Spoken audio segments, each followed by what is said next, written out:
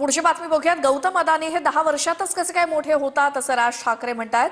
पुण्याच्या पत्रकार परिषदेतून राज ठाकरेंनी हा सवाल उपस्थित केला। गौतम अदानी 10 वर्षातच कसे मोठे होतात?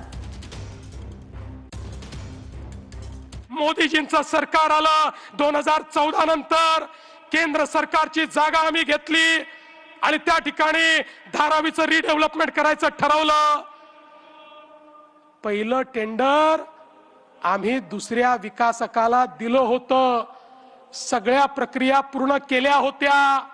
त्या प्रक्रिया पूर्ण करून टेंडर गेलं होतं। मग मला सांगा उद्धवजी, तुम्ही मुख्यमंत्री झाल्यावर ते टेंडर का रद्द केलं? तुम्हाला कोणाला टेंडर द्यायचं होतं म्हणून ते रद्द केलं। आता मी विचारू का की तुम्हालाच अडाणींना टेंडर द्यायचं होतं म्हणून तुम्ही ते टेंडर रद्द केलं? आणि धारावीची जागा ही आम्ही कोणाला दिली नाही। धारावीची जागा आम्ही DRP ला दिली, DRP ला।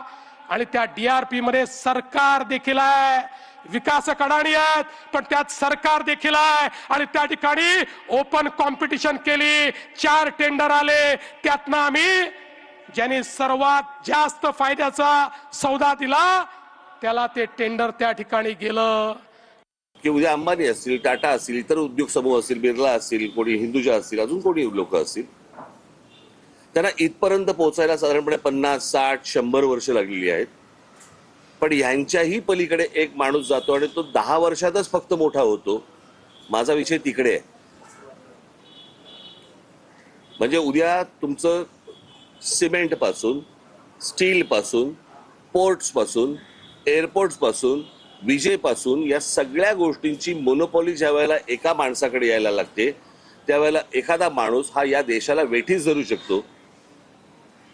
आणि त्याला सगळ्या गोष्टी पुरवणारं हे केंद्र सरकार ज्या वेळेला असतं आणि त्यांना ज्या वेळेला केंद्राकडनं ज्या वेळेला पूर्णपणे एक रेड कार्पेट असतं आणि कुठेही जा आणि काही करा, माझा आक्षेप इकडे आहे।